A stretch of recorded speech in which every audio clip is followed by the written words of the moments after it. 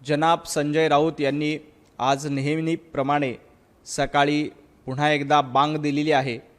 Bharatiya Janata party आणि शिवसेना शिंदे गट यांच्यावर टीका केली आहे। खरं तर संजय राऊत यांना माझं आव्हान आहे की त्यांनी अशा पद्धतीनं टीका करण्याच्या ऐवजी स्वतःचं आत्मपरीक्षण केलं पाहिजे। आज ते असं म्हणाले की स्वर्गीय आनंद दिघे यांच्या चित्रपटामध्ये जे काही दाखवलंय ते सर्व खोटं आहे, ते सर्व चुकीचं आहे।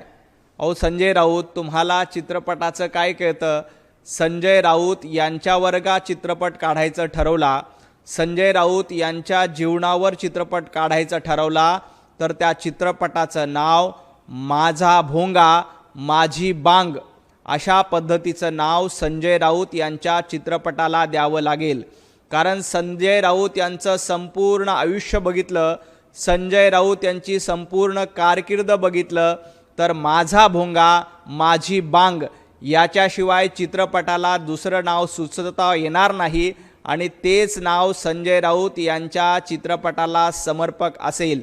त्यामुळं संजय राऊत यांनी उगीच पंतप्रधान नरेंद्र मोदीजी, देवेंद्रजी फडणवीस, एकनाथजी शिंदे, अजितदादा पवार यांच्यावर टीका करत बसू नये।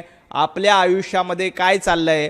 आपल्या आयुष्यामध्ये रोज सकाळी 9 वाजता उठून भोंगा सुरू करायचा आणि बांग द्यायची, याच्या पलीकडे काहीही चालत नाही। त्यामुळं दुसऱ्याच्या चित्रपटावर अशा पद्धतीनं टीका करण्यापेक्षा संजय राऊत यांनी स्वतःवर माझी बांग माझा भोंगा अशा पद्धतीचा चित्रपट काढावा।